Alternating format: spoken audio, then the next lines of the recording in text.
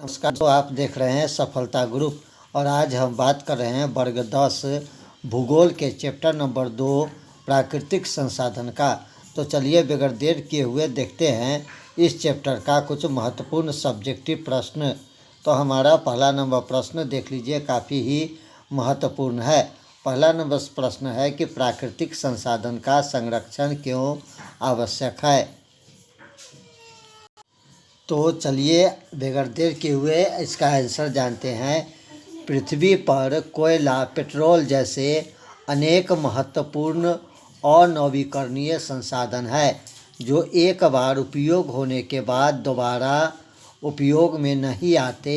विकास की गाड़ी को लगातार जारी रखने के लिए इन संसाधन का विवेकपूर्व उपयोग आवश्यक है, नहीं तो इनकी प्राप्ति असंभव हो जाएगी। इसीलिए संसाधन का संरक्षण जरूरी है। तो इस चैप्टर का हमारा दूसरा नंबर प्रश्न जानते हैं। दूसरा नंबर प्रश्न भी काफ़ी महत्वपूर्ण है। जलोढ़ मिट्टी के विस्तार वाले राज्य के नाम बताइए। इस मृदा में कौन कौन से फसल लगाई जा सकती है। तो इसका आंसर जानते हैं। जलोढ़ मिट्टी मुख्य रूप से बिहार, आंध्र प्रदेश, पश्चिम बंगाल, उत्तराखंड, पंजाब, हरियाणा राज्य में मिलता है। इस मिट्टी में मुख्य रूप से चावल, जूट, तंबाकू, गेहूं, गन्ने फसल होती है। नंबर 3 प्रश्न देखते हैं।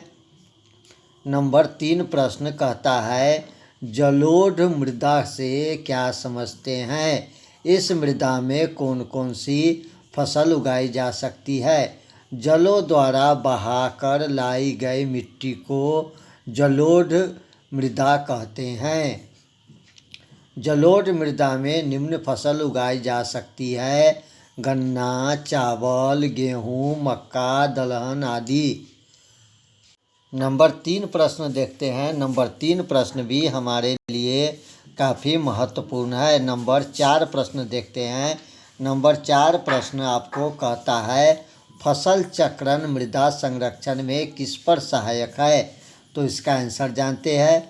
फसल चक्रण द्वारा मृदा के पोषणीय स्तर को बरकरार रखा जा सकता है। गेहूँ, कपास, मक्का, आलू आदि को लगातार उगाने से मृदा में हर्ष उत्पन्न होता है।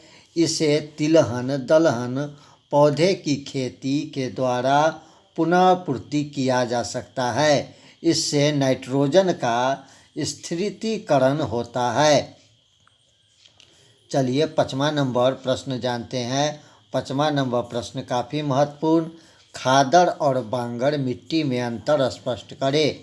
नदी के बाढ़ के मैदान की नवीन बारीकी करने वाली कॉप मिट्टी को खादड़ एवं नदी द्वारा जमा की गई पुरातन कॉप मिट्टी को बांगर मिट्टी कहते हैं।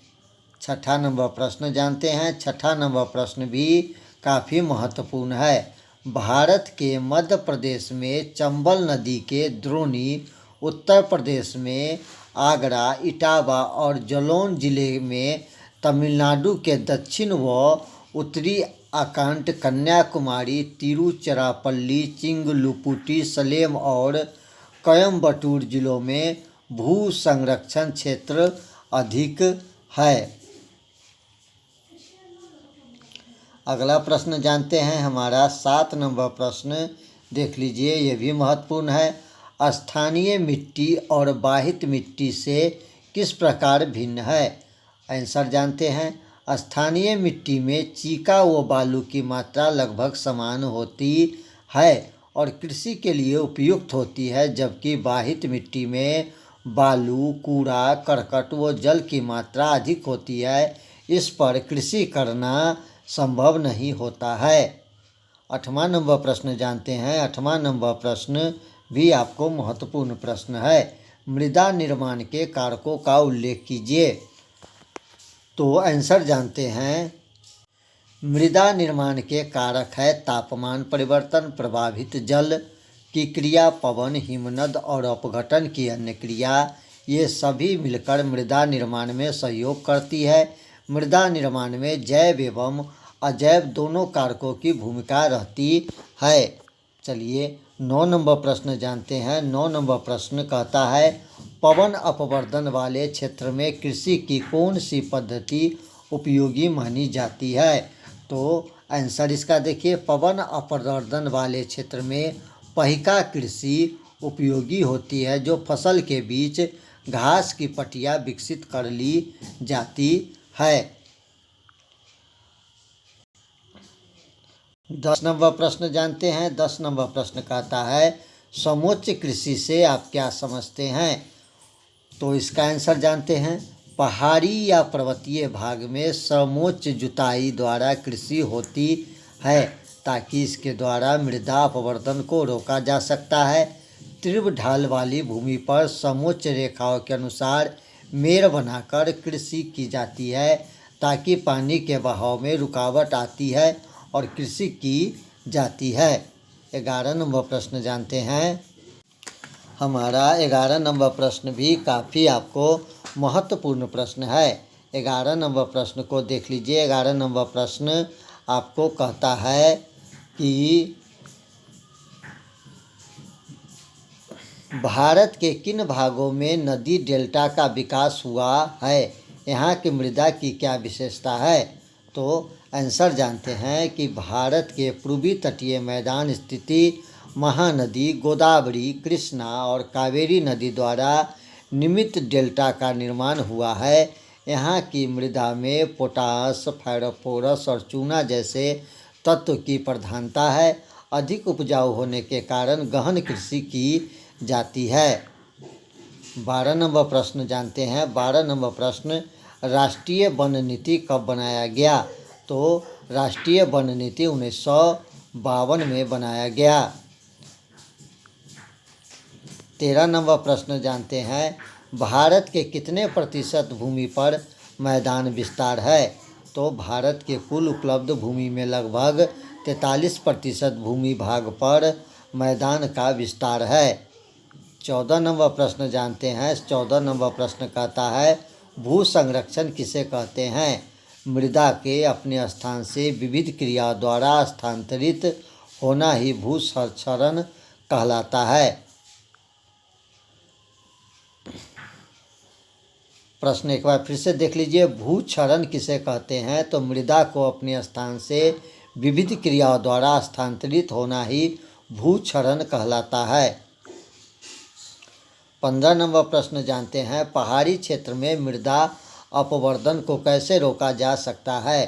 पहाड़ी क्षेत्र में सर्वोच्च जुताई द्वारा मृदा अपवर्तन को रोका जा सकता है। 16 नंबर प्रश्न जानते हैं। 16 नंबर प्रश्न कहता है भारत में काली मिट्टी कहाँ पाई जाती है। यह भारत में मुख्य रूप से महाराष्ट्र, गुजरात, कर्नाटक, आंध्र प्रदेश तथा तमिलनाडु राज्य में मिलता है। यह भारत के 6.4 करोड़ हेक्टेयर भूमि पर फैली है। यह खास तौर पर दक्कन के लावा प्रदेश में मिलती है।